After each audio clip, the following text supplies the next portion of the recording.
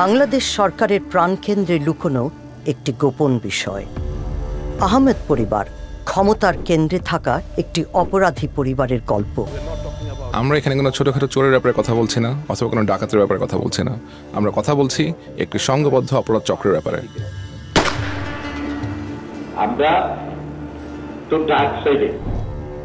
এই পরিবারের ৩ ভাই দণ্ডিত খুনি, যারা প্রধানমন্ত্রী শেখ হাসিনাকে সুরক্ষা দিয়ে এসেছেন। উনি তার ব্যক্তিগত দেহরক্ষী ছিলেন। হাসিনার সাথে ওনার সরাসরি যোগাযোগ ছিল। আমাদের অনুসন্ধানে উঠে এসেছে কিভাবে বাংলাদেশ সেনাবাহিনীর প্রধান তার পলাতক ভাইদের নিরাপদে রাখেন, তাদের বিত্তশালী হয়ে উঠতে সাহায্য করেন। ইনি আসলে উনারই ভাই। উনার বড় ভাই দেশ চালাচ্ছে। বাংলাদেশের সেনাবাহিনীর কর্মকর্তা উনারই হাত। উনার ভাইদের ক্ষমতা উনার হাতে, কারণ উনার ভাইরা গ্যাংস্টার, তারা আসলে মাফিয়া। সেনাপ্রধান দেশের প্রধানমন্ত্রীকে নিরঙ্কুশ ক্ষমতা আয়ত্ত করতে সহায়তা জুগিয়ে যান। শেখ হাসিনা ভীষণ খোলাখুলিভাবেই ওনার বিরোধী দলগুলোকে ধ্বংস করার উদ্দেশ্য প্রকাশ করেছেন। ইসরায়েলকে আনুষ্ঠানিকভাবে স্বীকৃতি দেয়নি বাংলাদেশ, অথচ অত্যন্ত গোপনে ইসরায়েল থেকেই স্পাইওয়্যার কিনছে মুসলিম সংখ্যাগরিষ্ঠ এই দেশটি। আমি কখনোই বলতে পারবো না যে বাংলাদেশের আর্মি আমার খরিদ্দার। আমরা এটা বলতে পারবো না। এই স্পাইওয়্যার ব্যবহার করা হতে পারে রাজনৈতিক প্রতিপক্ষদের উপর নজরদারির কাজে। নির্বিচারে অনাধিকার নজরদারির প্রযুক্তির ব্যবহার করা কখনোই মানবাধিকারের পক্ষে কাজ করে না। ঢাকার এই কুখ্যাত অপরাধী পরিবারটি এখন বলছে বাংলাদেশের রাষ্ট্রযন্ত্রের হত্যাকর্তা তারাই।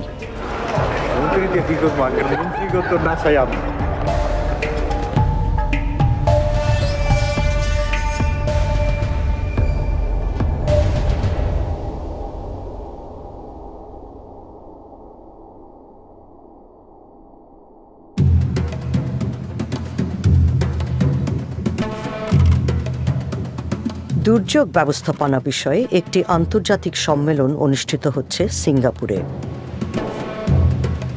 অংশগ্রহণকারীদের মধ্যে আছেন বাংলাদেশ সেনাবাহিনীর প্রধান আজিজ আহমেদ, একজন 4 তারকা জেনারেল। তার পদবি চিফ অব আর্মি স্টাফ। আমি যখনই জেনারেল আজিজের দিকে তাকাই, তখনই আমার মনে হয় যে আমি বাংলাদেশের মতো উচ্চাভিলাষী সামরিক কর্মকর্তাদের দেখেছি, তাদের মধ্যে উনি শ্রেষ্ঠ একজন। এই জেনারেলের গতিবিধি পর্যবেক্ষণ করছে আল জাজিরার ইনভেস্টিগেটিভ ইউনিট। সিঙ্গাপুরে অফিসিয়াল কাজকর্ম শেষ করে তিনি মালয়েশিয়ার রাজধানী কুয়ালালামপুরে যাচ্ছেন। বিমানে বসে তিনি হাসান হাঙ্গেরি নামে এক ব্যক্তির কাছে খুদে বার্তা পাঠাচ্ছেন।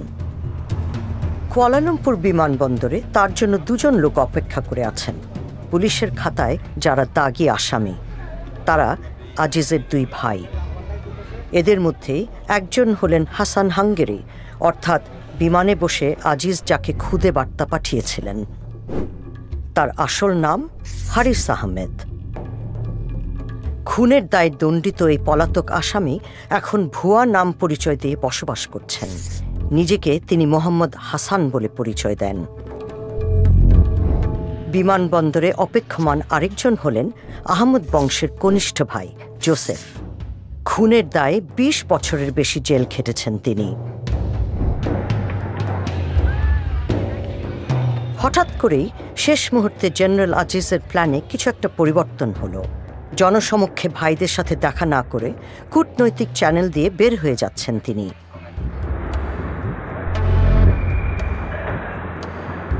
পৃথক গাড়িতে বিমানবন্দর থেকে বের হচ্ছেন তার ভাইয়েরা।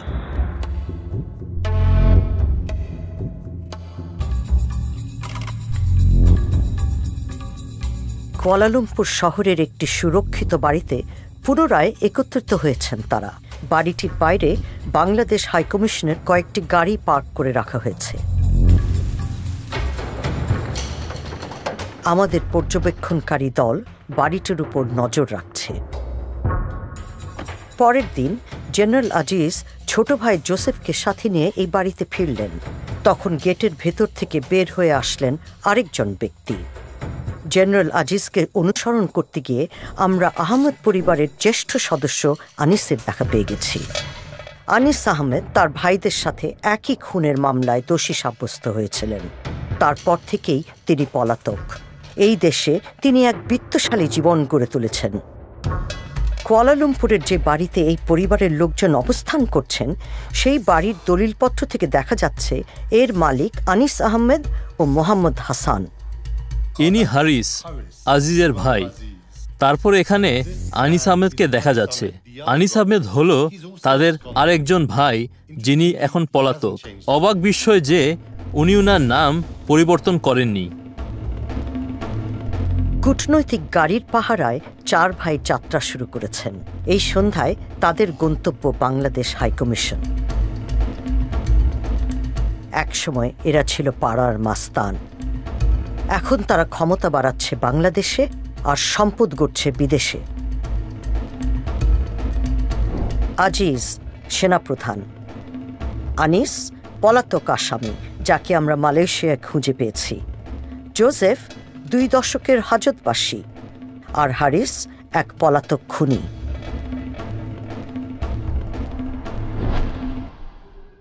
অনুসন্ধানের সূত্রে আমরা এখন হাঙ্গেরিতে।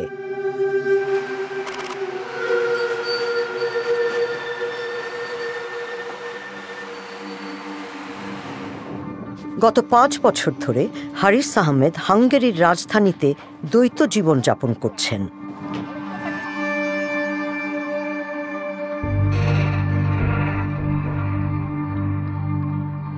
হারিস একজন ঠান্ডা মাথা সন্ত্রাসী। সে এমন একজন মানুষ, সে আপনাকে যদি পছন্দ না করে তাতেই ক্ষতি করতে পারে। এবং আমি বুঝতে পারি যে এই মানুষটি কোনো সাধারণ মানুষ না, সে একজন সাইকোপ্যাথ।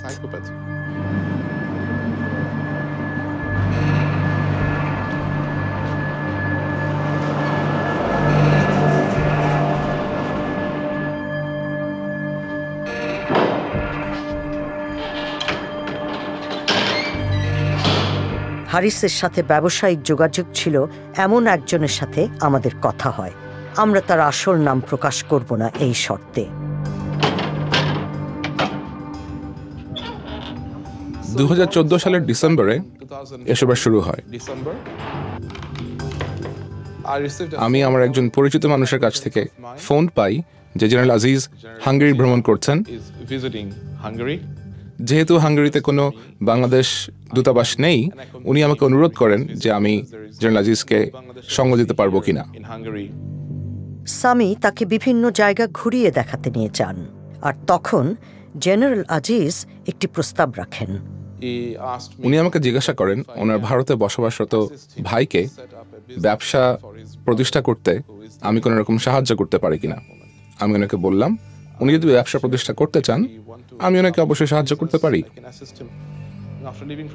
হাঙ্গেরি থেকে যাওয়ার পরে আমি জেনারেল আজিজের কাছ থেকে একটি মেইল রিসিভ করি এবং সেখানে তিনি আমার কাছে জানতে চান ব্যবসা স্থাপন করতে কি কি প্রয়োজন।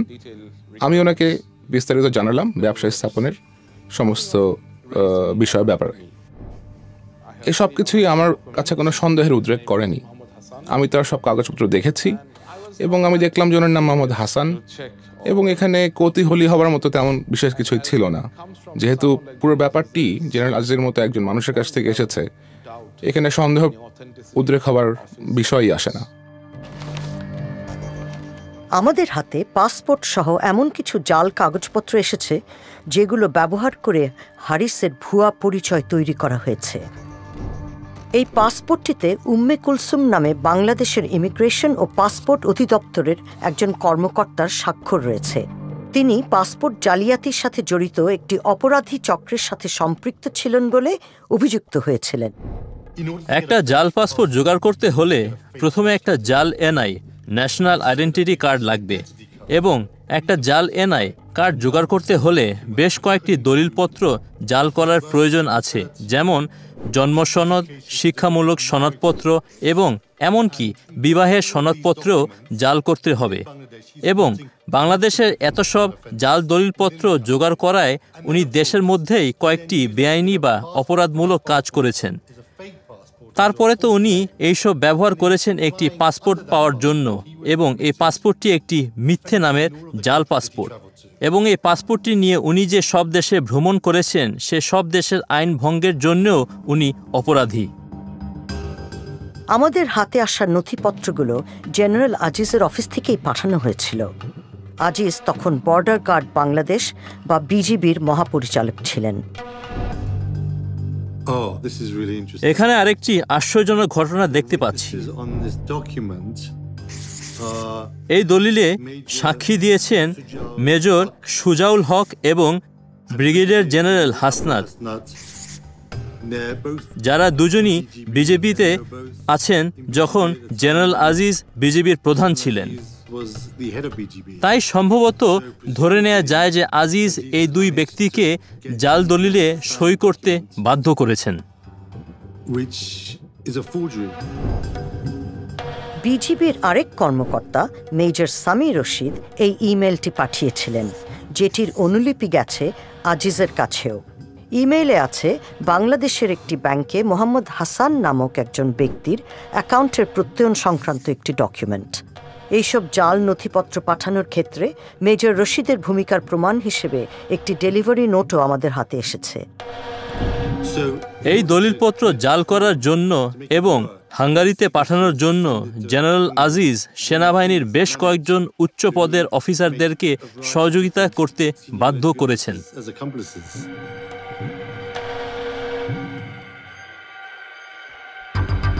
2015 সালের গ্রীষ্মে বুদাপেস্ট পৌঁছান হারিস আহমেদ। আল জাজিরার ইনভেস্টিগেটিভ ইউনিটের হাতে আসা নথিপত্রে হারিস কিভাবে তার ভাই জেনারেল আজিজের নির্দেশনা অনুযায়ী নতুন দেশে নতুন জীবন গড়ে তুলতে চেষ্টা করছিলেন তার একটি চিত্র পাওয়া যায়। তিনি বে অফ বেঙ্গল নামক একটি কোম্পানি প্রতিষ্ঠা করেন। তার স্ত্রী, মেয়ে ও জামাইও কোম্পানিটির মালিক। বে অফ বেঙ্গল মূলত একটি আমব্রেলা কোম্পানি হিসেবে বেশ কয়েকটি ব্যবসা পরিচালনা করে। এসব ব্যবসার মধ্যে আছে নিভো ফ্যাশন নামে একটি পোশাকের দোকান।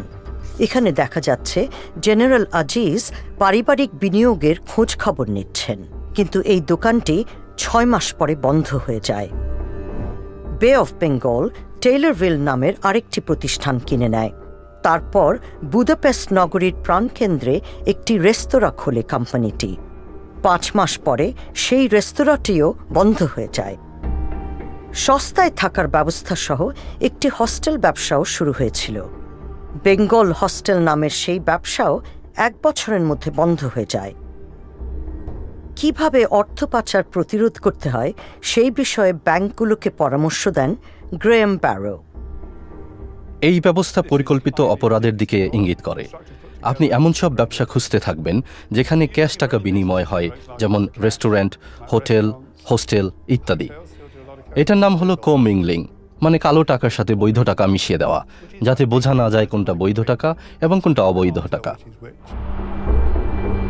হারিসকে তার ব্যবসা বাণিজ্য নিয়ে চিন্তিত মনেই হয় না, অথচ লোকসান নিয়েই চলতে থাকে বে অফ বেঙ্গল।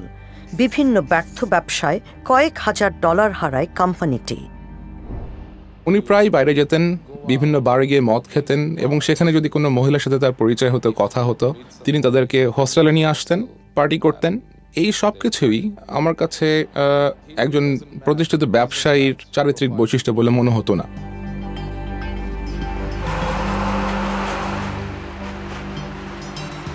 সামি একসময় আবিষ্কার করেন যে হারিসের আর্থিক আগ্রহ মূলত অন্য কোথাও। হারিস মূলত ব্যবসায়িক লেনদেনের ক্ষেত্রে মধ্যস্থতাকারী হিসেবে কাজ করেন। নিজের প্রভাব ও যোগাযোগ ব্যবহার করে বিভিন্ন কাজ বাগিয়ে নেন, বিশেষ করে সরকারি কাজ, বাংলাদেশ সরকারের বিভিন্ন কন্ট্রাক্ট। এখন এই একটা কইলাম আপনার সিগারেট, এটা দিয়ে পয়সা কামাইয়া লাগাইতারেন। বাংলাদেশ সেনাবাহিনীর কাছে হাঙ্গেরিতে তৈরি বুলেট সরবরাহের একটি কন্ট্রাক্ট বাগাতে হারিস সামির সাহায্য চান। এটা আপনি আর আমি পারবো, একটু আপনার আমি ইনশাল্লাহ চ্যালেঞ্জ করে বিতারি, কিন্তু আমি তো প্রপার হয়ে যেতে পারি না। আমি তো ভাই বুলেট হলে 1 নম্বর পৃথিবীর সেরা বুলেট, আর আর্মি এটা বাংলাদেশে একমাত্র নাই। হারিস নিজে পেছনে থেকে সামিকে সামনে রেখে কাজটি করতে চান। আমি যেহেতু ওনার ভাই, এই হিসাবে আমি আর্মিতে কোনো জায়গায় আমি শোবো না, আপনি শইবেন। কাজের দরকার, আমাকে পয়সার দরকার। আমার শো দরকার কি? আমি ওইখানে আপনার লগে যে বইয়া থাকবো, আমি কে পরিচয় দিবেন না, না দেখেন নাকি আমি পয়সা দিই আপনারা, আপনি খাইবেন আমি খাবো, এটা তো আর অটোমেটিক, এখানে তো আর অন্য কিছু না, এখানে ডাইরেক্ট চলে যাবো পয়সা। হারিস জানতে পারেন যে তার অজান্তেই বাংলাদেশে সামরিক পণ্য সরবরাহের একটি চুক্তি হয়ে যাচ্ছে। তিনি চুক্তিটি ভেস্তে দেওয়ার পরিকল্পনা করেন। যে এরকম আমি যদি আটকায় না দিতে পারছি, আটকায় আপনার কাছে যদি না এসে দৌড়ে ওকে, তাহলে আমার নাম হারিস না। ওকে, আর্মিতে কথা বলতে না। কটা বাজে বাংলাদেশে? বাংলাদেশে এখন বাজে 7টা-8টা মতো বাজে। তিনি প্রায় বাংলাদেশের বিভিন্ন মানুষজনকে ফোন করতেন এবং খুব জঘন্যভাবে তাদেরকে গালিগালাজ করতেন, এবং ফোনের মধ্যেই তিনি তাদেরকে খুব বাজেভাবে তিরস্কার করতেন। হারিস বাংলাদেশের সামরিক গোয়েন্দা সংস্থা ডিজিএফআই এর একজন কর্মকর্তাকে ফোন করছেন।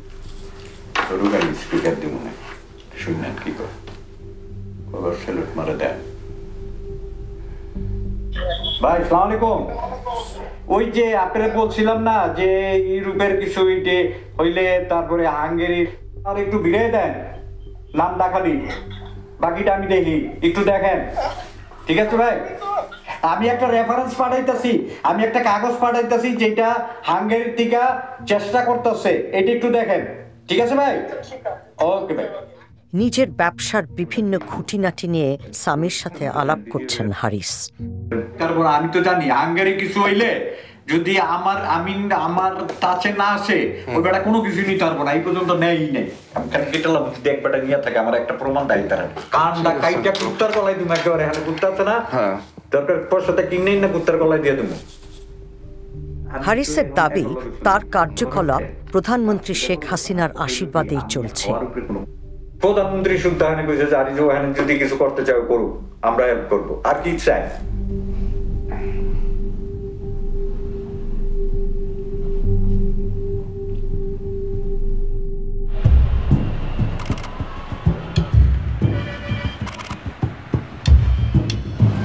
দীর্ঘকাল ধরে প্রধানমন্ত্রী শেখ হাসিনার জীবনের গল্পের সাথে ওতপ্রোতভাবে জড়িয়ে আছে আহমেদ পরিবারের নিয়তি। 1971 সালে বাংলাদেশকে একটি স্বাধীন রাষ্ট্র হিসেবে প্রতিষ্ঠার সংগ্রামে নেতৃত্ব দিয়েছিলেন শেখ মুজিবুর রহমান। হাসিনা তারই বড় মেয়ে। যুদ্ধ পরবর্তী সময়ে কঠিন অবস্থায় পড়ে দেশটি। দারিদ্র্য ও অনাহার জেঁকে বসে। আইন শৃঙ্খলা পরিস্থিতি সম্পূর্ণরূপেই ভেঙে পড়ে। ব্যাপক সংকটের মুখে শেখ মুজিব বিরোধী দলগুলো বিলুপ্ত করে দেন। অভ্যুত্থান ঘটায় সেনাবাহিনী। হাসিনা ও তার বোন তখন ইউরোপে। জার্মানির অ্যাম্বাসেডর ফোন করলেন, তো উনি আমাকে বললেন যে বাংলাদেশে সামরিক অভ্যুত্থান হয়েছে। এই খবরটি শোনা মুহূর্তেই আমার মনে হলো যে কেউ আর নেই, সম্ভবত আমরা সবাইকে হারিয়েছি, কিন্তু তখনও আমরা জানতে পারিনি যে সঠিক ঘটনাটা কি।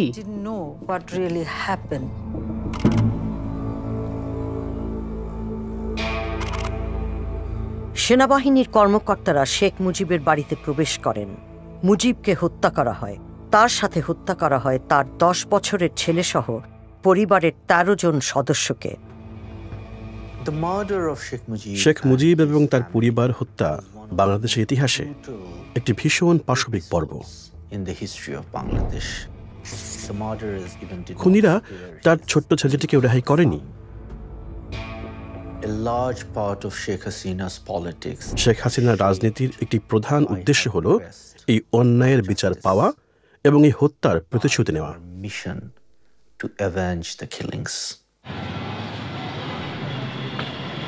শেখ মুজিবকে যেখানে হত্যা করা হয়েছিল তার 2 কিলোমিটারেরও কম দূরত্বে মোহাম্মদপুর নামক একটি এলাকায় আহমদ পরিবারের বসবাস। 5 সন্তানের মধ্যে দ্বিতীয় হলেন আজিজ। তিনি তখন বয়সে কিশোর। উনারা ভীষণ দরিদ্রের মধ্যে মানুষ হয়েছিলেন। ইকবাল পরিবারটিকে জানতেন। তিনি আমাদের তার পরিচয় গোপন রাখতে বলেছেন। উনার বাবা একটি সামান্য চাকরি করতেন, আর উনি যা রোজগার করতেন তাতে উনাদের সংসার চলত না। দারিদ্র্য ও রাজনৈতিক হানাহানির মধ্যে বেড়ে ওঠা 5 আহমেদ ভাইয়ের মধ্যে যুবা বয়সেই ঘনিষ্ঠ বন্ধন গড়ে ওঠে। কিন্তু এদের মধ্যে আজিজ গড়ে তোলেন স্বতন্ত্র পরিচয়। 1981 সালে তিনি বাংলাদেশ সেনাবাহিনীতে যোগদান করেন। অন্য 4 জন, আনিস, হারিস, জোসেফ ও আরেক ভাই টিপু, তারা অপরাধের পথ বেছে নেন।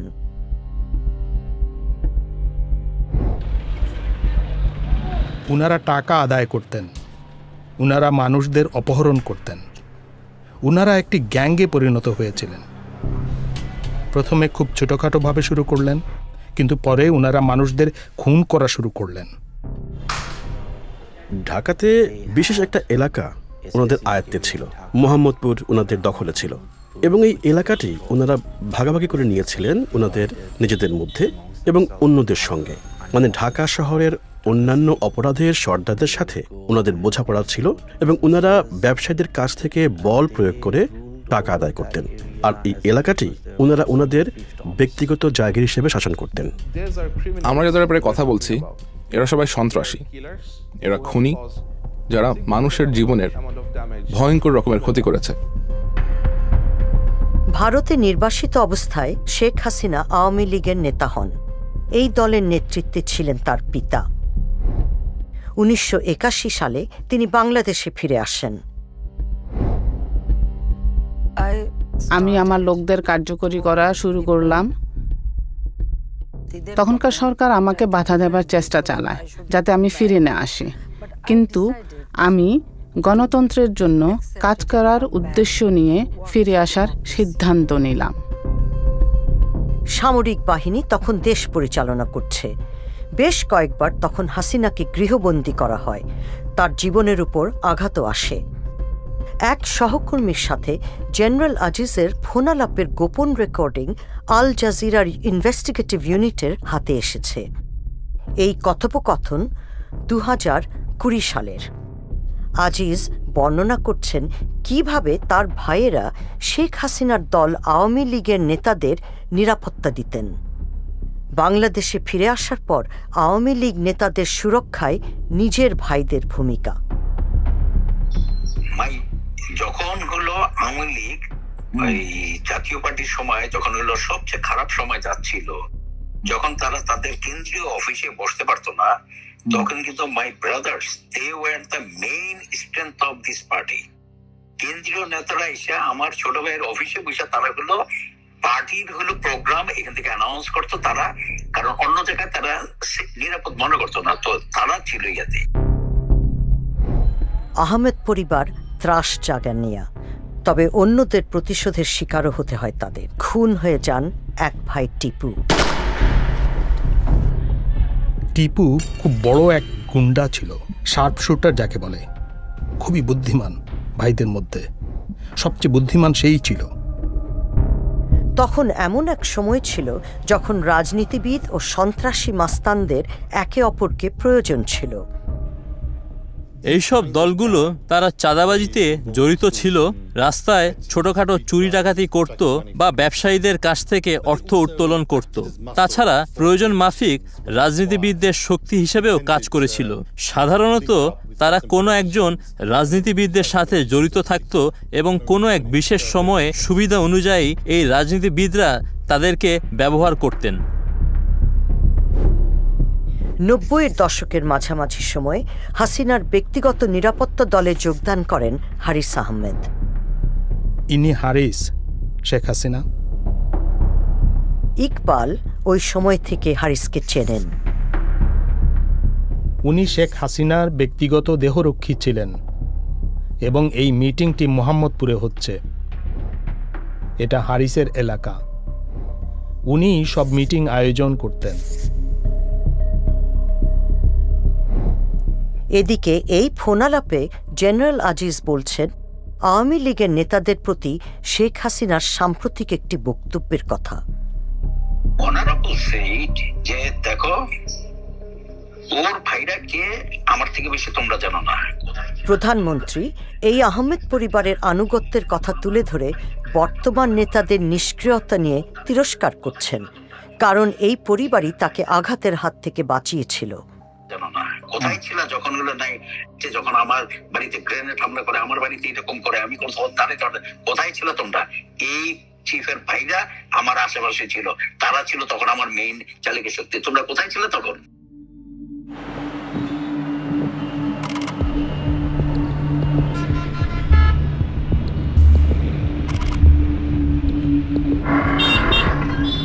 মোহাম্মদপুরের একটি ব্যস্ত রাস্তায় একটি হত্যাকাণ্ড আহমেদ পরিবারের ভবিষ্যৎ নির্ধারণ করে দেবে।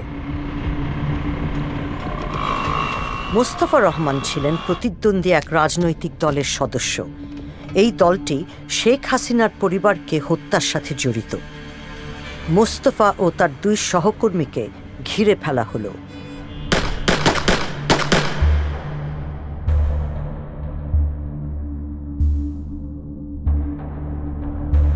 মোস্তফাকে দ্রুত হাসপাতালে নিয়ে যাওয়া হয়। তিনি একজন ম্যাজিস্ট্রেটের কাছে সাক্ষ্য দেন।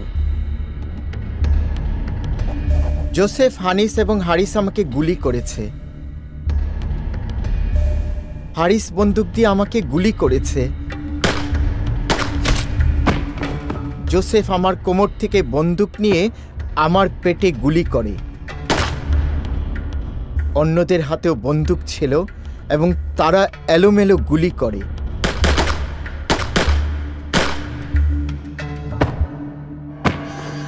আমাকে 9 বার গুলি করা হয়। 5 দিন পরে তিনি মারা যান। মুস্তফা ছিলেন নিজের খুনের ঘটনায় মূল সাক্ষী। মোস্তফা রহমানের হত্যার 1 মাস পর শেখ হাসিনা বাংলাদেশের নতুন প্রধানমন্ত্রী হিসেবে দায়িত্ব গ্রহণ করেন। আহমেদ পরিবারের 3 ভাই খুনের অভিযোগে অভিযুক্ত হন। 8 বছর পর হাসিনা যখন ক্ষমতার বাইরে, তখন আদালতের এক রায়ে দণ্ডপ্রাপ্ত হন তারা। জোসেফকে দেওয়া হয় মৃত্যুদণ্ড, আনিস ও হারিসকে যাবজ্জীবন কারাদণ্ড, কিন্তু তারা ততদিনে পলাতক। আল জাজিরার ইনভেস্টিগেটিভ ইউনিট তাদেরকে খুঁজে পাওয়ার আগে 15 বছর ধরে তারা নিখোঁজ ছিলেন। দেশের মধ্যে হারিস আহমেদ একজন বড় গ্যাংস্টার ছিলেন এবং গ্রেফতার করার জন্য পুলিশ তাকে খুঁজছিল। আনিস আহমেদ একটা নির্মম হত্যার অভিযোগে অভিযুক্ত ছিল। আমার মনে হয় না যে শক্তিশালী কিছু ব্যক্তিদের সাহায্য ছাড়া ওনারা দেশ পলাতক হতে পারতেন। এসব ঘটনাক্রমটি আসলে একটি উল্লেখযোগ্য বিষয়। 1994-95 এর দিকে হারিস ওনার ব্যক্তিগত দেহরক্ষী ছিলেন। ঠিক তার 1 বছর পরে 1996-এ এক ব্যক্তি হত্যা হন, যিনি সম্ভবত শেখ হাসিনার রাজনৈতিক প্রতিদ্বন্দ্বী ছিলেন, এবং হারিস সহ তার 3 ভাই এই হত্যার অভিযোগে অপরাধী হন। হয়তো তিনি মনে করেন তিনি এই সব বিষয়ে যত কম জানবেন ততই ভালো।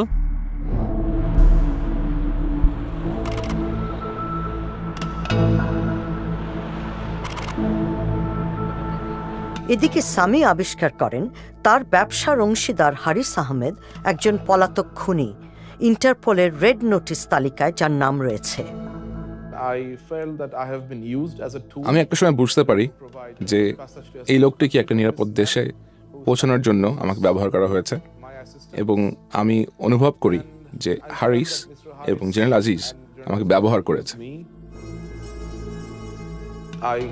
আমি একে পুলিশের কাছে ধরিয়ে দিতে চিন্তা করি, কিন্তু নিজের জীবনের ভয় তা করিনি। আহমেদ পরিবারের সাথে সম্পর্ক ছিন্ন করার চেষ্টা করেন সামি, কিন্তু তখনই সামিকে হুমকি দিয়ে ইমেল পাঠান জেনারেল আজিজ। আপনি হাসানের সব সমস্যা সমাধান করার দায়িত্ব নিয়েছিলেন। আপনার নীরবতাতে আমি অন্য গন্ধ পাচ্ছি। জেনারেল আজিজ তার কথায় প্রচণ্ড রকম ক্ষোভ প্রকাশ করেন। তিনি আমার উপর প্রচণ্ড রকম ক্ষিপ্ত হন এবং তিনি আমাকে চরম ভয় দেখিয়ে ইমেল পাঠান। আমার ভাইকে যদি ফিরে আসতে হয়, তাহলে যারা দায়ী তাদের জীবনে অনেক আফসোসের কারণ থাকবে। আমি এই প্রতিশ্রুতি দিচ্ছি যে তারা প্রাণের ভয়ে থাকবে। এবং তিনি বলেন যে তার ভাইকে যদি বাংলাদেশে ফেরত যেতে হয় তাহলে তার জন্য যারা দায়ী হবে সে সমস্ত মানুষকে তাদের জীবনে পস্তাতে হবে। জেনারেল আজিজ সামিকে নিজের জালে আটকানোর চেষ্টা চালাতে থাকেন। সামরিক বাহিনী থেকে অবসরোত্তর জীবনের জন্য বাংলাদেশ থেকে অর্থ বের করে আনছেন তিনি, আর বিনিয়োগের জন্য নেমেছেন ব্যবসার সন্ধানে। আপনি বললে আমি প্রয়োজনীয় পদক্ষেপ নিব। আপনি আমাকে একটা ছোট ইনভেস্টমেন্টের প্রস্তাব পাঠান, আমি সেটা ভেবে দেখব। চাকরি থেকে অবসর নেয়ার আগ পর্যন্ত আমি বে অফ বেঙ্গলের মাধ্যমে কাজ করতে পারি। আমি বে অফ বেঙ্গলের পরিচালক হব বলে চিন্তা করছি। আসলে আমার হিসাবের মধ্যে আছে যে রিটায়ারমেন্টের পরে আমি পৃথিবীর যেখানে ইচ্ছা সেখানে ঘুরে বেড়াবো, বিশেষ করে ইউরোপ। 2019 সাল নাগাদ সামি অতিষ্ঠ হয়ে ওঠেন, কিন্তু তিনি তারপরও তাদের পরিকল্পনায় সায় দিয়ে এগিয়ে যেতে থাকেন। তবে এখন তিনি আল জাজিরার ইনভেস্টিগেটিভ ইউনিটের সাথে কাজ করছেন।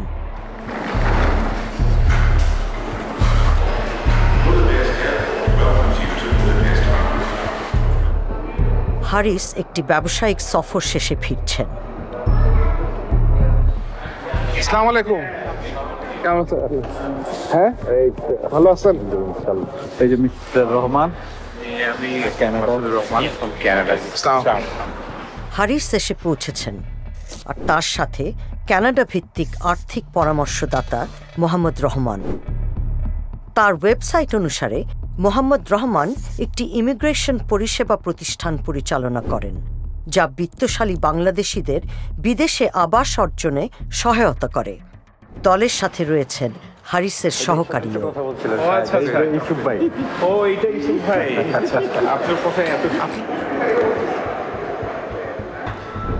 হারিসের দৈনন্দিন আর্থিক হিসাব নিকাশ তদারকির কাজ করেন ইউসুফ আলী। কোথায় কোথায় গেলেন? ফ্রান্স থেকে গেলাম মরক্কো, মরক্কোর থেকে টার্কি, টার্কি থেকে আনাইলাম। ঘুরতে গেছেন? বাংলাদেশে হারিসের রাজনৈতিক প্রভাব নিয়ে আলোচনা হচ্ছে। তার সঙ্গীরা জানেন যে প্রধানমন্ত্রীর সাথে হারিসের যোগাযোগ রয়েছে। আপনি মন্ত্রী হবেন কবে? আপনি মন্ত্রী হবেন কবে? মন্ত্রী দিয়ে কি করবো? মন্ত্রীগত না চাই আপনি।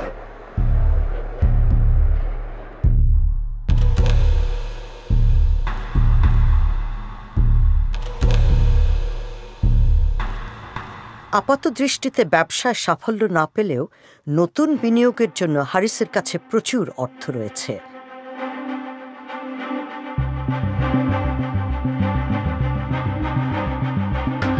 হারিস ও রহমান একটি হোটেল কিনতে চান। সামি তাদের আশেপাশে ঘুরিয়ে দেখান। How many rooms you have?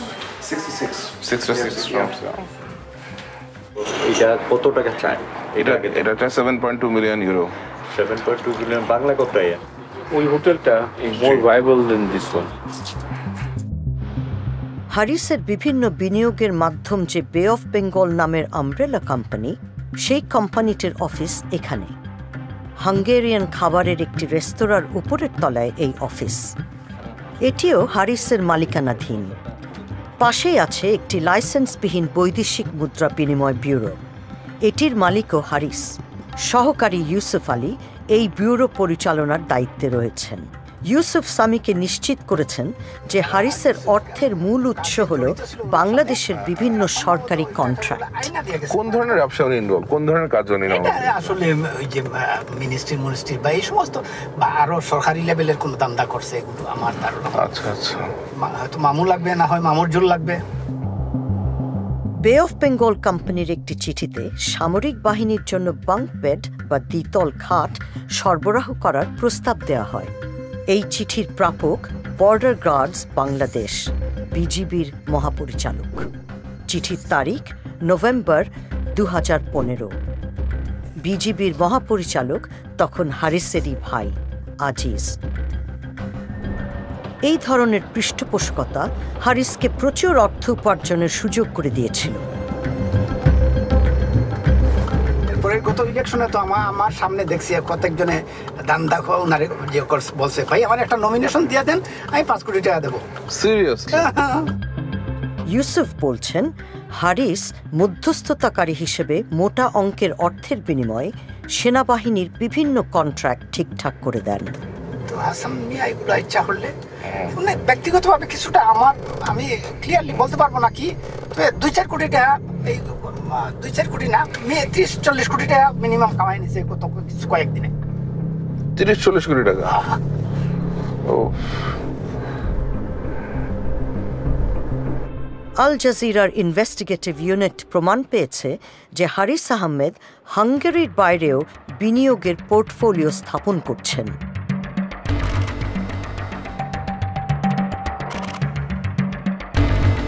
সেই একই মিথ্যা পরিচয় ব্যবহার করে তিনি ফ্রান্সে গড়ে তুলছেন এক ব্যবসায়িক সাম্রাজ্য। 2018 সালের নভেম্বরে তিনি একটি কোম্পানির আংশিক মালিকানা কিনেন। এই কোম্পানি কম্পিউটার ও আইটি নিয়ে কাজ করে।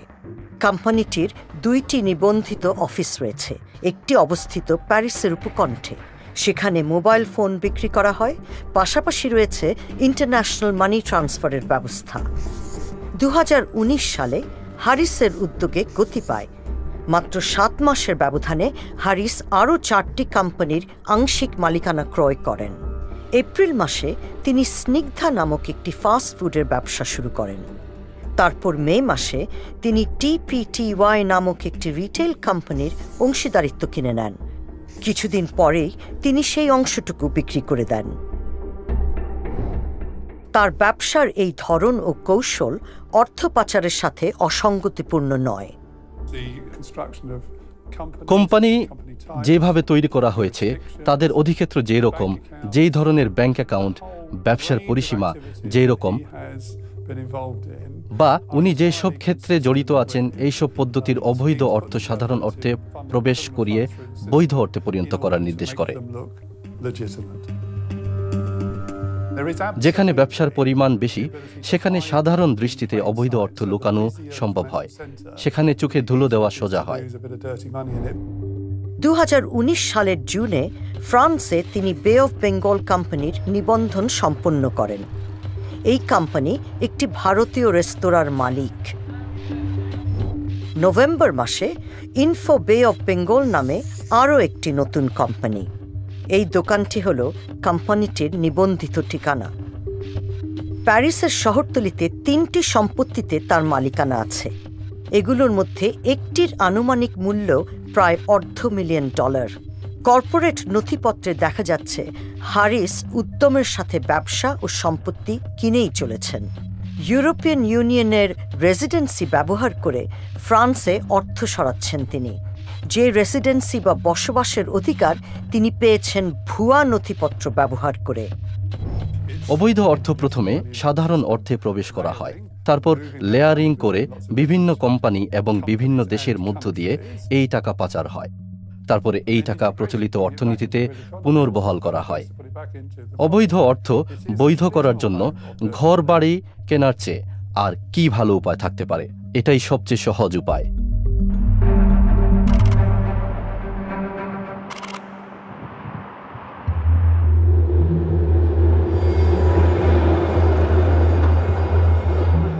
মধ্যস্থতাকারী বা দালাল হিসেবে হারিস বাংলাদেশে বিনিয়োগ করতে ইচ্ছুক ইউরোপের বেসরকারি কোম্পানিগুলোর জন্য কাজ করেন। কানাডার সেই ব্যবসায়ী মোহাম্মদ রহমান এসেছেন কয়েক মিলিয়ন ডলারের একটি সম্ভাব্য চুক্তি নিয়ে আলোচনায় হারিসকে সহায়তা করতে। হারিস ও রহমানকে বলা হয়েছে যে একদল ব্রিটিশ বিনিয়োগকারী বাংলাদেশের হোটেল বাণিজ্যে কয়েক মিলিয়ন ডলার বিনিয়োগের চেষ্টা করছেন। সেজন্য সামি একটি ব্রিটিশ বিনিয়োগ ফার্মের সাথে হারিস ও রহমানের একটি ভিডিও কনফারেন্সের আয়োজন করেছেন। হারিস তার মোহাম্মদ হাসান নামটি ব্যবহার করছেন। Hello. Hi, good morning. Hello. Hey, gentlemen. I'm... Yes, hello. Hi. Mohammed Hassan. Mohammed, pleased to meet you. আমার নাম মিস্টার রহমান, ভ্যানকুভার কানাডা থেকে এসেছি। তবে দেখে যা মনে হচ্ছে বাস্তবে বিষয়টি তা নয়। বিনিয়োগ ফার্মের প্রতিনিধি মূলত আল জাজিরার ইনভেস্টিগেটিভ ইউনিটের হয়ে কাজ করছেন। বাংলাদেশে কিছু একটা করলে সত্যি খুবই ভালো হবে, কিন্তু কিছু সমস্যা হতে পারে রাজনীতির কারণে, এবং সেখানে কিছু দুর্নীতিও আছে। অবশ্য যেসব দেশগুলো উঠে আসছে তাদের সবারই এই ধরনের সমস্যা আছে। কিন্তু মিস্টার হাসানের ক্ষেত্রে একটি ভালো জিনিস হলো যে খুব উচ্চপদস্থ সরকারি কর্মকর্তাদের সাথে ওনার খুব ভালো সম্পর্ক আছে। সরকারি কর্মকর্তাদের সাথে, বিশেষ করে প্রধানমন্ত্রীর সাথে ওনার খুবই ভালো সম্পর্ক আছে। বাংলাদেশে উঁচু স্তরে যোগাযোগ করিয়ে দেওয়ার বিনিময়ে হারিস 20% কমিশন চান। ভুয়া বিনিয়োগের প্রস্তাবটি ব্যাখ্যা করছেন তিনি।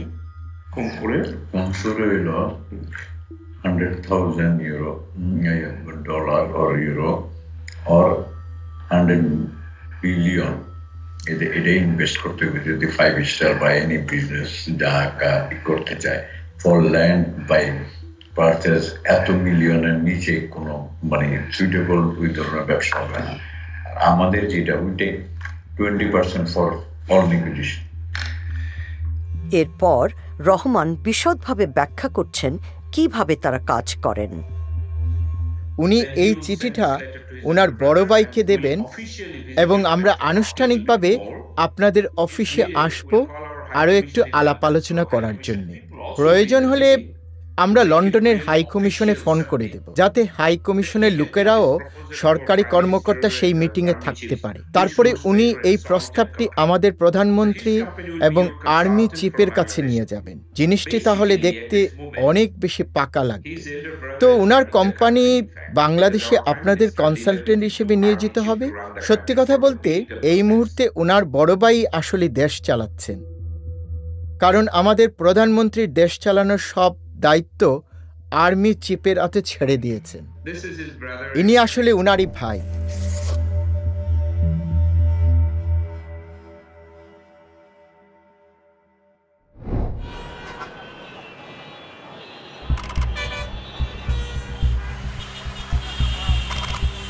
একটি নির্বাচনের আয়োজন করতে হবে শেখ হাসিনার।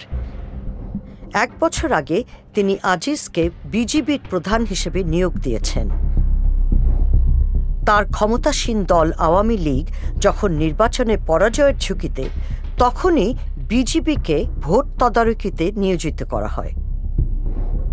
আজিজ বিজেপির প্রধান ছিলেন এবং এই ভূমিকায় উনার দায়িত্ব ছিল বিরোধী দলগুলোর শক্তি দমন করা, তাদের প্রভাব বিস্তার নিয়ন্ত্রণ করা এবং নজর রাখা যাতে তাদের রাজনৈতিক কর্মকাণ্ড সরকারের সমালোচনা না হয়। উনি খুব গর্বিত ছিলেন এবং বলেছেন যে নির্বাচনের বিজয়ী ফলাফল উনি শেখ হাসিনাকে হাতে তুলে দিয়েছেন। এইটি একটি অত্যন্ত গুরুত্বপূর্ণ মুহূর্ত ছিল, কারণ তখন আওয়ামী লীগ সরকারের পতন হওয়ার সত্যিকারের একটি সম্ভাবনা ছিল। কয়েক বছর পরে আজিজের ভবিষ্যৎ নিয়ে আলাপ করার জন্য শেখ হাসিনা তার সাথে দেখা করেন। জেনারেল আজিজের মনে হয় তিনি তার আনুগত্যের পুরস্কার পেতে যাচ্ছেন। আমাকে মহামান্য বলেছে, মহামান্য নিজে বলেছে আমাকে, বলে যে আজিজ সাহেব আপনারটা কি মাননীয় প্রধানমন্ত্রী এসে আমার সাথে তখন যখন কথা বলছে বলেছে না আমি চিন্তা করছি there is no other alternative but ইয়াতে এটা। কিন্তু জেনারেলের ক্যারিয়ার এগিয়ে নিতে হলে তার ভাইদের বিরুদ্ধে হত্যার দণ্ড থাকার বিষয়টি সুরাহা করতে হবে। এবং এই যে আপনার ভাইদের অন্যান্যদেরকে জিনিস করছে, এটা কিন্তু ওনার পরিকল্পনা অনুযায়ী এই ধরনের যে তার এটা হওয়ার আগে তাদের এগুলো সব ক্লিয়ার করতে হবে। আমাকে নিজে হলো উনি আমার সাথে আলোচনা করে গেছে। পরিকল্পনার মধ্যে ছিল আজিজের সর্বকনিষ্ঠ ভাইকে জেল থেকে বের করে নিয়ে আসা, মৃত্যুদণ্ডকে কমিয়ে যাবজ্জীবন কারাদণ্ডে পরিণত করার জন্য জোসেফের আবেদন ইতিমধ্যেই সফল হয়েছে। প্রায় 11 বছর ধরে তার মাথার উপর ঝুলছিল মৃত্যুদণ্ড। আর ভাইরে কিন্তু চলে যেতে পারতো না, এমন না যে অন্য পার্টি থেকে হলো তাদেরকে তখন বলে নাই এই চলে আসো, কিন্তু ওরা তো বেইমানি করে নাই, ওরা তো রাজি হয় নাই কখনো। ওই রক্ত নাই, ওই রক্ত নাই গুলো বেইমানি করার। 2018 সালে প্রধানমন্ত্রীর পরামর্শে জোসেফকে রাষ্ট্রপতি ক্ষমা করে দেন। সামরিক বাহিনীর একটি সূত্র সাংবাদিক তাসনিম খলিলকে এই ক্ষমাপ্রাপ্তির বিষয়ে জানান। আমি একটু অবাক হয়ে ভাবলাম যে কেন আর্মির একজন লোক আমার সঙ্গে এত বড় একজন কুকর্মিকারীর মাপ হয়ে যাওয়া নিয়ে আলোচনা করছেন, কারণ প্রথমে আমি উনার কথার মানে বুঝতে পারিনি। তারপরে উনি হাসতে শুরু করলেন এবং উনি বললেন, আপনি বুঝতে পারছেন না যে যখন আপনার ভাই জেল খাটছে খুনের অভিযোগে, তখন তো আপনি আর্মির চিফ হতে পারেন না। 1 মাস পর সেনাপ্রধান হন জেনারেল আজিজ আহমেদ। তখন আমি বুঝতে পারলাম যে উনি জেনারেল আজিজের কথা বলছেন। আলোচনাটি আসলে একজন কুকর্মকারীকে নিয়ে নয়, বরং আজিজ একজন জেনারেলকে নিয়ে। অবাক হওয়ার বিষয় যে চিফ অফ আর্মি পদের জন্য শেখ হাসিনা জেনারেল আজিজকে একজন উপযুক্ত ব্যক্তি হিসেবে গণ্য করলেন।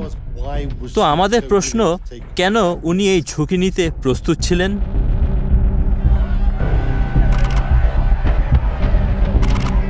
ডিসেম্বরে শেখ হাসিনা আরও একটি নির্বাচন করেন।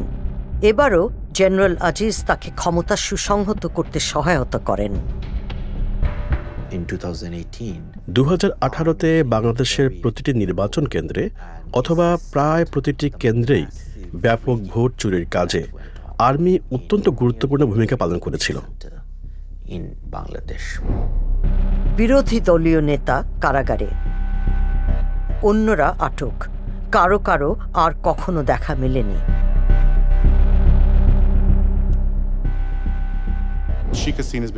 উনার পরিবার, উনি এবং বাংলাদেশ যে একই জিনিস, এই দুইটির মধ্যে যে কোনো পার্থক্য নেই, উনি সেই অনুভূতিটি প্রতিষ্ঠিত করার চেষ্টা করে চলেছেন।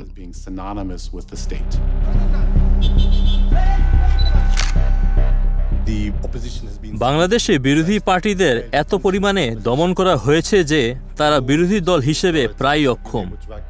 বলপূর্বক অপহরণ করা বা বেআইনি হত্যা ইত্যাদি ব্যাপারে আইন প্রয়োগকারী কর্তৃপক্ষ অনিয়মভাবে এবং তারা দায়মুক্তভাবে নিজেদের পরিচালনা করেছেন। দেশ চালানোর কাজে এইসব পদ্ধতি স্বাভাবিক হয়ে দাঁড়িয়েছে।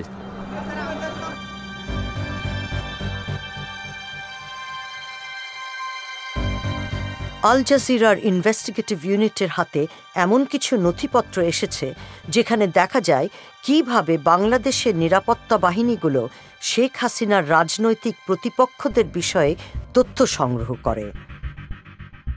এর মধ্যে রয়েছে একটি স্পাইওয়্যার কেনার চুক্তিপত্র।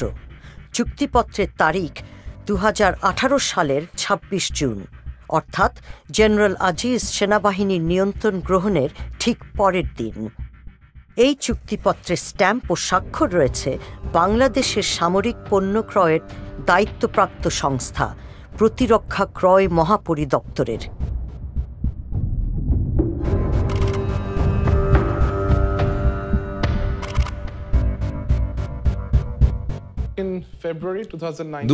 সালের ফেব্রুয়ারিতে ডিজিএফআই-তে কর্মরত আমার একজন বন্ধু আমাকে জানান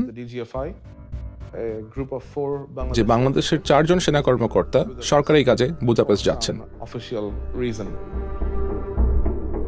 ডিজিএফআই হল বাংলাদেশের সামরিক গোয়েন্দা সংস্থা। আমি তাদেরকে রাতের খাবারের জন্য দাওয়াত করি। তারা আমাকে জানান যে তাদের সাথে আরো 3 জন অতিথি থাকবেন। এখানে অতিরিক্ত 3 জন অতিথির মধ্যে 2 জন ইসরায়েলি নাগরিক, অপরজন আইরিশ। কিন্তু ইসরায়েলি 2 জন নৈশভোজে থাকতে চাইলেন না। বাংলাদেশি কর্মকর্তারা আমাকে একজন ব্যক্তির সাথে পরিচয় করিয়ে দেন। সেই ব্যক্তি নিজের পরিচয় প্রদান করেন একজন সার্ভেলেন্স কোম্পানির কন্ট্রাক্টর হিসেবে। আমি তাদেরকে একটি গোয়েন্দা নজরদারির যন্ত্রের ব্যাপারে কথা বলতে শুনি। এই যন্ত্রটি এমন একটি যন্ত্র যা দিয়ে তারা সাধারণ মানুষজনের মোবাইলের উপরে নজরদারি করতে পারে। কন্ট্রাক্টরটি বলেন যে বাংলাদেশের মানুষ যেন কোনোভাবেই এই যন্ত্রটি ইসরায়েল থেকে এসেছে এটা জানতে না পারে, এবং তখনই আমি সিদ্ধান্ত নেই আমার রেকর্ডারটি অন করার। আমার কোম্পানি সিঙ্গাপুরে, আমি কোম্পানির বিক্রয় প্রতিনিধি। এই চুক্তির মধ্যস্থতাকারী হলেন সভরেন সিস্টেমসের জেমস ম্যালোনি। আমরা ওয়াইফাই নজরদারির প্রযুক্তি সরবরাহ করতে পারি এবং সেলুলারও।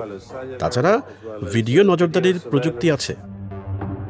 নথিপত্রগুলো নিশ্চিত করছে যে বাংলাদেশ পরোক্ষভাবে ইসরায়েলের একটি কোম্পানি থেকে সার্ভেইলেন্স বা নজরদারির সরঞ্জাম কিনছে।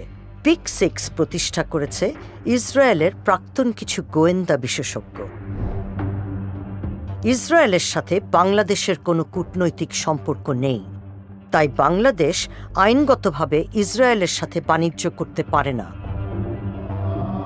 বাংলাদেশ বিশ্বের তৃতীয় বৃহত্তম মুসলিম দেশ। একটি স্বাধীন ফিলিস্তিন রাষ্ট্র না হওয়া পর্যন্ত ইসরায়েলকে স্বীকৃতি না দেওয়ার নীতি দেশটির। সিঙ্গাপুর ভিত্তিক সভরেন সিস্টেমস মূলত মধ্যস্থতাকারী হিসেবে কাজ করছে, তবে সভরেন সিস্টেমসের ওয়েবসাইটেও PIC6-এর কোনো নামগন্ধ নেই।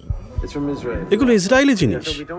আমার এইসব প্রযুক্তি খোলাখুলিভাবে প্রচার করি না। আমাদের ওয়েবসাইটে সেলুলার বা ওয়াইফাই নজরদারির প্রযুক্তির কোনো উল্লেখ নেই। আমি মানুষের দৃষ্টি আকর্ষণ করতে চাই না। বুদাপেস্টের বাইরের একটি ওয়্যারহাউসে 4 জন বাংলাদেশি গোয়েন্দা কর্মকর্তাকে প্রশিক্ষণ দেন ওই 2 ইসরায়েলি। আমরা বাংলাদেশি কর্মকর্তাদের ছবি অস্পষ্ট করে দিয়েছি। মাঝের ব্যক্তিটি হলেন জেমস মেলোনি। 2 ইসরায়েলি গোয়েন্দা বিশেষজ্ঞকে আমরা শনাক্ত করতে পারিনি। মন্তব্যের জন্য PIC6-এর সাথে যোগাযোগ করা হলে কোনো সাড়া পাওয়া যায়নি। এই স্পাইওয়্যারের ম্যানুয়ালে P6 ইন্টারসেপ্টের কথা বলা হয়েছে। এটি একটি ইমসি ক্যাচার বা স্টিংরে হিসেবেও পরিচিত। এই P6 ইন্টারসেপ্ট মূলত মোবাইল ফোনে নজরদারি চালানোর সিস্টেম। যন্ত্রটি একটি মোবাইল টাওয়ারের মতন। কোনো নির্দিষ্ট এলাকায় ফোনের কানেকশন হলে সেখানকার সব বার্তা বা যোগাযোগ মধ্যপথে রোধ করে আড়ি পাতা সম্ভব। আপনার ফোনে আপনি যা যা করেন, যেমন ফোনে কথা বলা, টেক্সট করা এবং যে ওয়েবসাইটে যান, এই সবই উদ্ঘাটিত করা যায়। একই সময়ে 200 থেকে 300টি ফোন এটাতে সংযোগ করানো যায়। এই নির্দিষ্ট মডেলটির ফোনের কথাবার্তা বা যোগাযোগে হস্তক্ষেপ করার ক্ষমতা আছে। এর দ্বারা একটি টেক্সট মেসেজের বিষয়বস্তু পরিবর্তন করা সম্ভব। আপনি একজনের আইডেন্টিটি নকল করতে পারবেন। এখন কোনো আন্দোলন নজরদারি করা ও দমন করতে ব্যবহার করা যাবে ইসরায়েলি প্রযুক্তি। এই প্রযুক্তি সাধারণ নাগরিকদের উপর নজর রাখার জন্য ব্যবহার করা হয়। আমরা দেখি যে এর মাধ্যমে বিভিন্ন মতের মানুষদের পরিচয় জানা যায় এবং তাদের কি নেটওয়ার্ক আছে সে সম্বন্ধে অনেক কিছুই বোঝা যায়। আপনি যদি জানেন যে একজন মানুষ কোথায় যাচ্ছে, আপনি তখন সেখানে যেতে পারেন। সেখানে কোনো রকম প্রতিবাদ করা হোক বা এমনি অন্য কারণে জনসমাবেশ হোক, আপনি দেখতে পারবেন যে সেখানে কে কে আছে এবং তদন্ত করার জন্য সকলের উপর একই সঙ্গে নজর রাখতে পারবেন। এইসব বিশেষজ্ঞ প্রযুক্তি অতিরিক্ত গোপন এবং অনধিকার প্রবেশমূলক কাজে লাগানো যায়। আমাদের পাবলিক প্রোফাইল সম্বন্ধে আমরা খুব সাবধানে থাকি। অবশ্যই সাধারণ নাগরিকদের জানতে দিবেন না যে আপনারা এসব প্রযুক্তি ব্যবহার করছেন।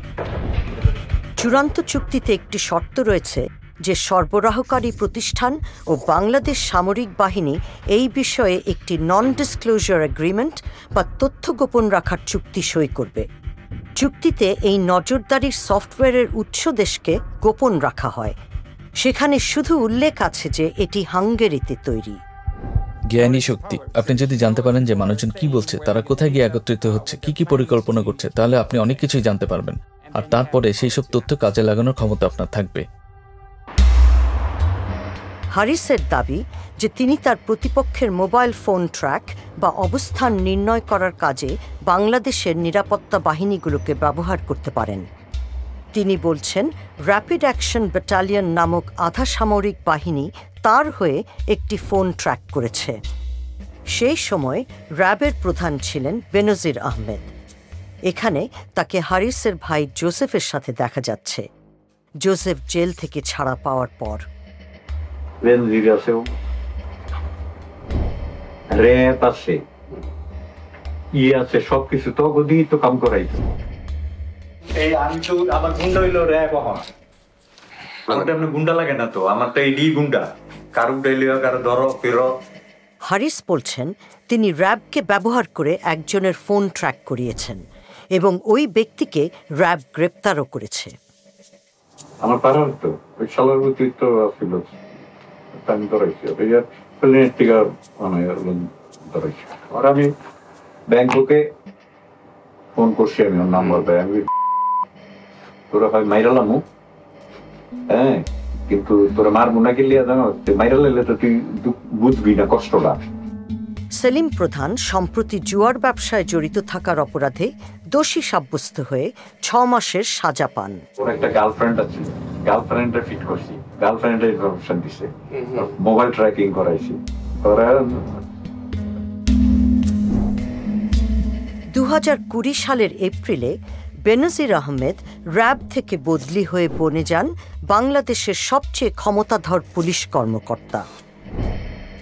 ওরা কাজ করে, আমরা গুন্ডা আছে, পুলিশ আছে, পুলিশের তো বড় গুন্ডা, গুন্ডার লাগে না তো। গুন্ডা হন পুলিশ, যার পুলিশ লাইন আছে, যার প্রশাসন আছে, হ্যাঁ হন গুন্ডা। হারিস তার জেনারেল ভাইকে এখানে জড়িয়ে মানুষের দৃষ্টি কাটতে চান না। আমি কি করতে আর খামাচ্ছা খাকি পোশাকের মধ্যে ঢুকে বয়ে থাকবো, হিসাবটা বুঝছে? সে অমুক আছে, তমুক আছে, আইজি আছে, এবং আমাকে তো দরকার হয় না। ওরাও খায়, আমিও খাই, ডাইরেক্ট কথা। আমরা তিনি বলছেন যে দুর্নীতিবাজ একটি চক্রের সাথে তিনি জড়িত, যে চক্র পুলিশ সদস্যদের এমন জায়গায় বদলি করে যেখানে ঘুষ পাওয়া যায় বেশি, বিনিময়ে সিনিয়র কর্মকর্তাদেরও ঘুষের ভাগ দিতে হয়। পুলিশ আঙ্গুল এখানে যে এই ওসিমোসিগুলোর পোস্ট করতে কিরকম টাকা করতে দিত? আমি আপনার এয়ারপোর্ট থানার ওসি মিনিমাম 10 কোটি টাকা, 5 কোটি টাকা। অ্যাকচুয়ালি ট্রান্সফারের টাকাটা খায় home minister, IG, police commissioner, তিনজন। মনে করেন 5 কোটি টাকা কন্ট্রাক্ট করলে 3 কোটি টাকা দিয়ে 2 কোটি টাকা আমরা এটি কখন চাই, বুঝছেন? এই হলো কাহিনী।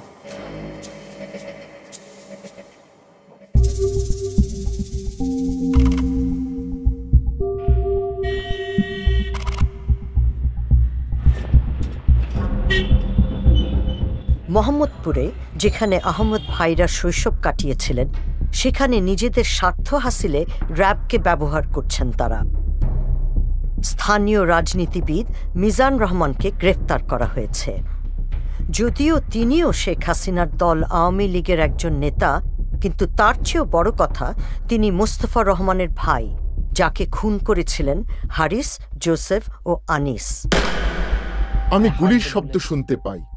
এটা আমাদের জন্য ভীষণ ভয়ঙ্কর ঘটনা ছিল, এবং আমি জানি না যে কেন এটা হলো। মেহেদীর চাচা যখন খুন হলেন, মেহেদী তখন ছোট। এটা ভীষণ একটা ভয়ঙ্কর সময় ছিল আমাদের জন্য। এটি খুবই একটি নির্মম হত্যা। মেহেদী এখন বিদেশে থাকেন।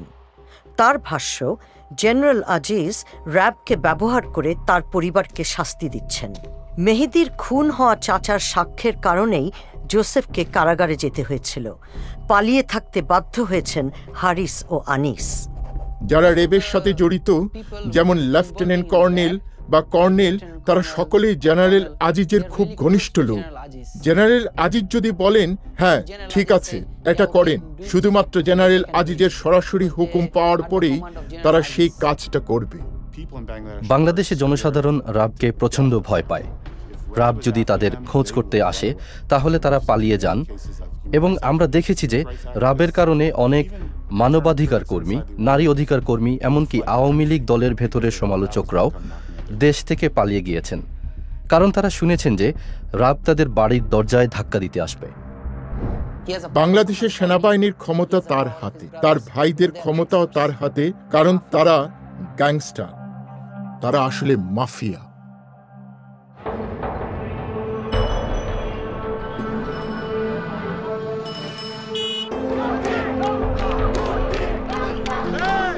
মোহাম্মদপুরে আহমেদ পরিবারের ভাইয়েরা যে এলাকায় বড় হয়েছিলেন, এক তরুণ সদস্য নির্বাচনে লড়ছেন।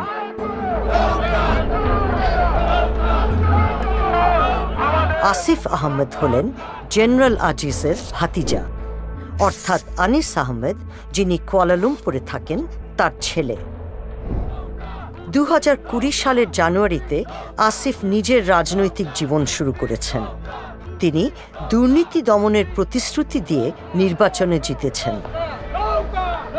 এবং দুর্নীতিটা আশা করি অনেক কমে আসবে। আমাদের মাননীয় প্রধানমন্ত্রী দুর্নীতির বিরুদ্ধে যেভাবে অভিযান চালাচ্ছে, সেটার ভয়ে অনেকে হয়তো ইনশাল্লাহ সামনে দুর্নীতি করার সাহস রাখবেন না।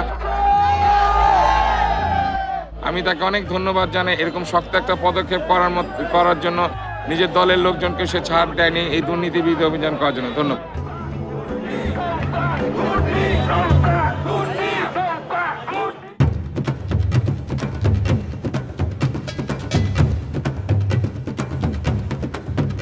ঢাকায় সেনাবাহিনীর সদর দপ্তরের একটি মাঠে একটি বিয়ের অনুষ্ঠান। স্বর্ণসজ্জিত বর জেনারেল আজিজ আহমেদের বড় ছেলে। আমি তো কখনোই কল্পনা করতে পারিনি যে উনি ঠিক এভাবে নাচতে পারেন। আচ্ছা, ইনি হলেন আজিজ আর এইজন হারিস। হারিস খুনের অভিযোগে পলাতক, অথচ সে এই বড় জাঁকজমক একটি বিয়ের অনুষ্ঠানে এসেছেন। সেখানে চিফ অফ আর্মি স্টাফ উপস্থিত আছেন। হারিসের মতো আনিসও মালয়েশিয়া থেকে ঢাকায় ছুটে এসেছেন।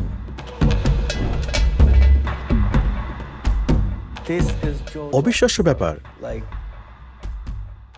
কারণ এরা গ্যাংস্টার। সরকারিভাবে বাংলাদেশের পুলিশ ওনাদের গ্রেফতার করার জন্য খুঁজছে, অথচ ওনারা একটা বিয়ের অনুষ্ঠানে উপস্থিত এবং আর্মি চিফ নিজেও সেখানে আছেন। ওনারা সবাই মিলে পার্টি করছেন। দেশের ঊর্ধ্বতন সামরিক কর্মকর্তা, ক্ষমতাধর রাজনৈতিক নেতা ও বিদেশি বিশিষ্টজনরা উপস্থিত। আর ভাইদের মধ্যে সর্বকনিষ্ঠ জোসেফ, যিনি হত্যার দায়ে দোষী সাব্যস্ত হয়েও পরে ক্ষমা পেয়েছেন, তিনিও আছেন এখানে। আচ্ছা দেখুন, ইনি বাংলাদেশের প্রেসিডেন্ট। তাকে ক্ষমা করেছিলেন বাংলাদেশের রাষ্ট্রপতি মোহাম্মদ আব্দুল হামিদ। বাংলাদেশের প্রেসিডেন্ট এই দুই পলাতক আসামিদের সঙ্গে একটি বিয়ের অনুষ্ঠানে উপস্থিত, যাদেরকে গ্রেফতার করা উচিত। আনিসের ছেলেও উদযাপনে মেতেছেন। দুর্নীতি বিরোধী প্রতিশ্রুতি দিয়ে নির্বাচনী প্রচার চালাচ্ছেন এই উদীয়মান রাজনৈতিক নেতা।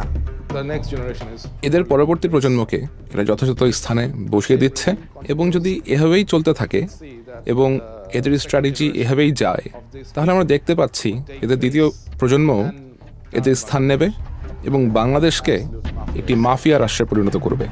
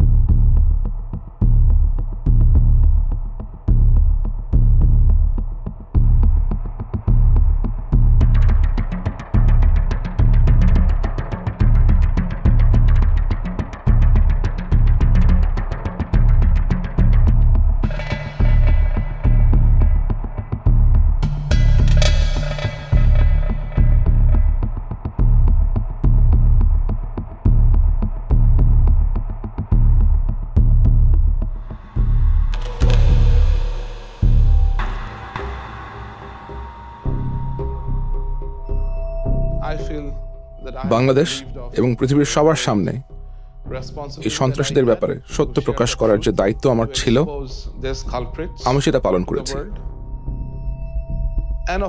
অবশ্যই আমি আমার ও আমার পরিবারের নিরাপত্তার ব্যাপারে শঙ্কিত।